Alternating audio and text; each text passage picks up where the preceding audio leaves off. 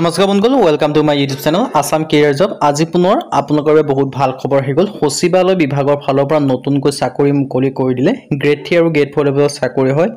10 পাছ, 12 পাছ, degree pass সকলোৱে আবেদনসমূহ কৰি ল'ব পাৰিব। এপ্লাই নাও আপোনালোকে আবেদনসমূহ কৰি ল'ব পাৰিব। কেনেদৰে আবেদনসমূহ কৰিব পাৰিব, কোনটো পদৰ ক্ষেত্ৰত কিমানকৈ, এজ ক্ৰাইটেৰিয়া, কোৱালিফিকেশ্যন কিমান বিচাৰিছে, সিলেকশ্যন প্ৰচিডিউৰ কি হয়, এই সকলোখিনি কথা এই ভিডিঅ' যোগে আলোচনা কৰা হ'ব।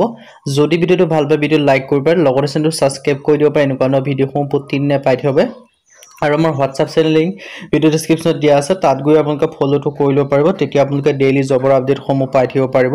আৰু কৈছে ভিডিঅ'টো যিমান পাৰে সিমান বন্ধুৱে শ্বেয়াৰ কৰি দিছে, সকলো বন্ধুৱে ডেইলি জবৰ আপডেটসমূহ পাই থাকিব পাৰে। আহক আজি ভিডিঅ'টো আৰম্ভ কৰোঁ। ইয়াত আপোনালোকে দেখা হৈছে ভেকেঞ্চিখিনি মুকলি কৰিছে সচিবালয়ৰ ফালৰ পৰা। সচিবালয় সহায়ক ৰিক্ৰুটমেণ্ট আছে 2025 বৰ্ষৰ কাৰণে। মে' মাহৰ 10 তাৰিখে নটিফিকেশ্যন মুকলি কৰি দিছে। আপোনালোকৰ এটা ভাল খবৰ আহি গ'ল। যদি আপোনালোকে সচিবালয় বিভাগত চাকৰি কৰিম বুলি ভাবি আছে, তেতিয়াহ'লে আপোনালোকে ভেকেঞ্চিখিনিৰ কাৰণে আবেদনসমূহ কৰি ল'ব পাৰিব। কেনেদৰে আবেদনসমূহ কৰিব পাৰিব, কি ভেকেঞ্চি হয় বা কোনটো পদৰ ক্ষেত্ৰত কিমানকৈ এজ ক্ৰাইটেৰিয়া, কোৱালিফিকেশ্যন বিচাৰিছে, সকলোখিনি কথা মই এই ভিডিঅ' যোগে আপোনালোকক জনাই আছোঁ। চ' ভিডিঅ'টো আপোনালোকে শেষলৈকে চাব, তেতিয়া আপোনালোকে সকলোখিনি কথা গম পাব। এটা আপোনালোকে দেখা হৈছে সচিবালয়ৰ ৰিক্ৰুটমেণ্ট আহিছে 2025 বৰ্ষৰ কাৰণে। ইয়াত দেখা হৈছে সচিবালয়ৰ ৰিক্ৰুটমেণ্ট হয়। সচিবালয় সহায়ক ভৰ্তি 2025 অৰ্গেনাইজেশ্যন দেখা হৈছে council of industrial research CSR পৰা ভেকেঞ্চিখিনি মুকলি কৰি দিছে। আপোনালোকৰ বাবে এটা ভাল সুযোগ আহিছে, এটা সুবিধা আহিছে। এই সুযোগ আৰু সুবিধাটো আপোনালোকে গ্ৰহণ কৰিব পাৰিব। অৰ্গেনাইজেশ্যন হৈছে council of scientific industrial research CSR। সচিবালয় সহায়কৰ ভেকেঞ্চি আহি গৈছে 2025 বৰ্ষৰ কাৰণে। এপ্লাই মোডটো অনলাইন যোগে কৰিব পাৰিব। হু কেন এপ্লাই যে ক'বলৈ যাওঁ, অল ইণ্ডিয়া মেল ফিমেল সকলোৱে আবেদনসমূহ কৰিব পাৰিব। মেল হ'লেও পাৰিব, ফিমেল হ'লেও পাৰিব। অল ইণ্ডিয়া সকলো কেন্দ্ৰীয় ভেকেঞ্চিখিনিৰ কাৰণে আবেদনসমূহ কৰি ল'ব পাৰিব। চ' এটা ভাল সুযোগ আহি গ'ল, এটা সুবিধা আহি গ'ল। সুযোগ আৰু সুবিধাটো আপোনালোকে গ্ৰহণ কৰিব পাৰে যদি আপোনালোকে সচিবালয়ত চাকৰি কৰিম বুলি ভাবি আছিলে। আৰু এই ভেকেঞ্চিখিনিৰ কাৰণে কেনেদৰে আবেদন কৰিব পাৰিব মই সেইটো আপোনালোকক জনাই আছোঁ। সহায়কৰ যিটো ৰিক্ৰুটমেণ্টৰ চেলাৰী কথা যে ক'বলৈ যাওঁ, 19,900 পৰা 81,100 টকা পৰ্যন্ত লাভ কৰিব পাৰিব। আৰু এজ লিমিটটো 18 পৰা 28 বছৰ হয়। লগতে যিটো এজ ৰিলেক্সেশ্যনৰ সেইটো লাভ কৰিব পাৰিব। SC SC ক্ষেত্ৰত 5 বছৰকৈ, OBC ক্ষেত্ৰত 3 বছৰকৈ, PWBDৰ ক্ষেত্ৰত 10 বছৰ পৰ্যন্ত এজ ৰিলেক্সেশ্যনসমূহ লাভ কৰিব পাৰিব। মানে আপোনালোকে SC SC হ'লে 33 বছৰ পৰ্যন্ত আবেদন কৰিব পাৰিব, OBC হ'লে 31 বছৰ আৰু PWBD হ'লে 38 বছৰ পৰ্যন্ত আবেদনসমূহ কৰি ল'ব পাৰিব। চ' যদি আপোনালোকে ইণ্টাৰেষ্টেড হয়, যদি আপোনালোকে আবেদনসমূহ কৰিম বুলি ভাবি আছে, তেন্তে আবেদনসমূহ ভেকেঞ্চিখিনিৰ কাৰণে আবেদনসমূহ কৰি ল'ব পাৰিব। SC SC PW কোনো এপ্লিকেশ্যন ফিজ নাই, ইয়াত সকলোখিনি কথা লিখা আছে। আৰু চিলেকশ্যন প্ৰচেছ যদি ক'বলৈ যাওঁ, ইয়াৰ কাৰণে ৰিটেন এক্সাম হ'ব, OMR বেচিছত এক্সাম হ'ব। আৰু এডুকেশ্যন কোৱালিফিকেশ্যন যদি ক'বলৈ যাওঁ, ইয়াৰ কাৰণে 12 পাছ কৰিলে আবেদনসমূহ কৰি ল'ব পাৰিব।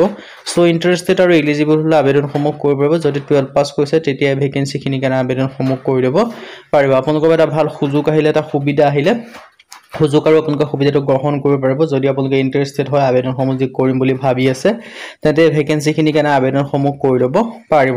ইম্পৰ্টেণ্ট ডকুমেণ্টছৰ কথা ক'ব যাওঁ, কি ডকুমেণ্টছ লাগিব এই ভেকেঞ্চিখিনিৰ কাৰণে আবেদন কৰিবলৈ মই আপোনালোকক জনাই দিছোঁ। পাছপোৰ্ট চাইজ ফটোগ্ৰাফ প্ৰয়োজন হ'ব, ছিগনেচাৰ লাগিব, আধাৰ কাৰ্ডৰ প্ৰয়োজন হ'ব, এডুকেশ্যন চাৰ্টিফিকেট মানে হায়েষ্ট কোৱালিফিকেশ্যন চাৰ্টিফিকেট লাগিব, কাষ্ট চাৰ্টিফিকেট লাগিব যিটো কাষ্টৰ হয়। যদি কিছুমানৰ জেনেৰেল কাষ্টৰ কাৰণে কোনো কাষ্ট চাৰ্টিফিকেট নাথাকে, তেওঁলোকে কোনো কাষ্ট চাৰ্টিফিকেট দিয়াৰ প্ৰয়োজন নাই।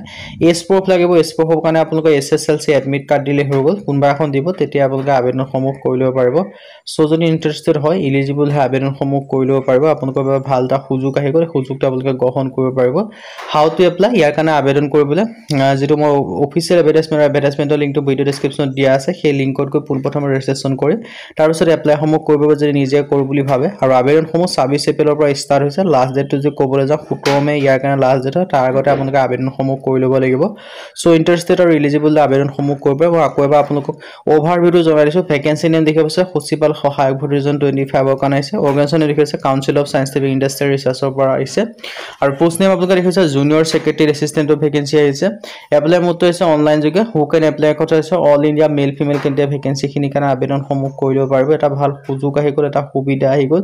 এই সুযোগ আৰু সুবিধাটো আপোনালোকে গ্ৰহণ কৰিব পাৰিব। যদি আপোনালোকে আবেদনসমূহ কৰিম বুলি ভাবি আছে, তেন্তে ভেকেঞ্চিখিনিৰ কাৰণে আবেদনসমূহ কৰি ল'ব পাৰিব। আপোনালোকৰ এটা ভাল সুযোগ আৰু সুবিধা আপোনালোকৰ বাবে আহি গ'ল। ইয়াত দেখিব পাৰিছে সকলোখিনি কথা। চ' ইণ্টাৰেষ্টেড আৰু এলিজিবল আবেদনসমূহ কৰি ল'ব পাৰিব। অভাৰভিউটো মই আপোনালোকক জনাইছোঁ। সচিবালয় সহায়ক ৰিক্ৰুটমেণ্ট আছে 2025 কাৰণে। এপ্লাই অনলাইন যোগে কৰিব পাৰিব। চ' ইণ্টাৰেষ্টেড আৰু এলিজিবল আবেদনসমূহ কৰিব পাৰিব। আৰু যদি ভিডিঅ'টো ভাল পায়, ভিডিঅ'টো লাইক কৰিব পাৰে, লগৰ চেনেলটো ছাবস্ক্ৰাইব কৰি দিব পাৰে। এনেকুৱা ধৰণৰ ভিডিঅ'সমূহ প্ৰতিদিনে পাই থাকিব। আৰু আমাৰ হোৱাটছআপ চেনেল ভিডিঅ' ডেছক্ৰিপশ্যনত দিয়া আছে, তাত গৈ ফ'ল'টো কৰি ল'ব। তেতিয়া আপোনালোকে ডেইলি জবৰ আপডেটসমূহ পাই থাকিব পাৰিব। আজিৰ বাবে ভিডিঅ'টো লগ পাম।